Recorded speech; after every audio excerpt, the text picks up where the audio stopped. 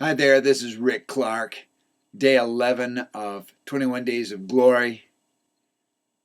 We're in John chapter 11 once again today because it's such a massive promise that Jesus makes.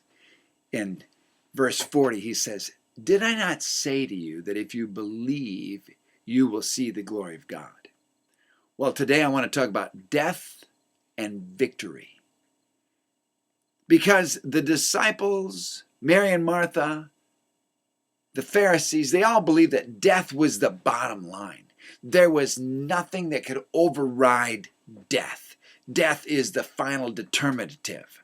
Well, Jesus wants to show us the opposite, that he is the resurrection. He is the life. And so in this passage, he says to his disciples, I want you to go and see the glory of God. And Thomas sets the stage where he says to his disciples, let's just go and die with him. Verse 16. And that's the way they left it. They walked with Jesus, but they're all thinking, we're going to die. Mary and Martha are on the scene, and they both say to Jesus, if you had just been here, our brother wouldn't have died. But death is the determinative, the final line. And so, obviously, there's nothing more that can be done.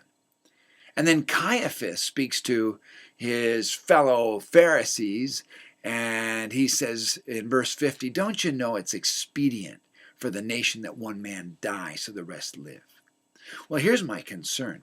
In Hebrews chapter 2, when Jesus, through his death, rendered powerless him who had the power of death, that is, the devil, he did so that he might deliver those who through fear of death are subject to slavery all their lives. That's talking about Christians.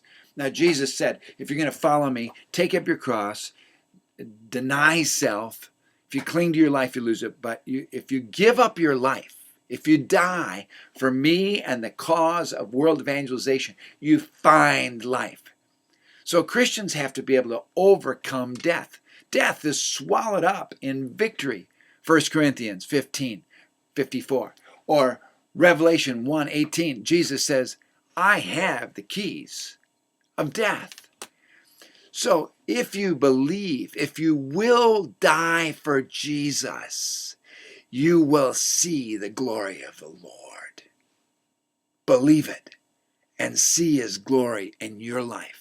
When you go all the way, not fearing death, but proclaiming Jesus Christ as King of Kings and Lord of Lords. That's the way to live a glorious life.